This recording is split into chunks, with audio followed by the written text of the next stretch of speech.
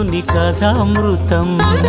శ్రీవాడపల్లి వెంకటేశ చరితం ఇది కోనసీమ గోవిందుని కథామృతం విన్నవారికి విజయ దీపకం మనశ్శాంతికి మార్గదర్శకం అన్ని విధములా అభయకారకం సిరులకు సిద్ధికి శ్రీముఖం వాడపల్లి వెంకటేశ చరితం కోనసీమ గోవిందుని కథామృతం ఇది కోనసీమ గోవిందుని కథామృతం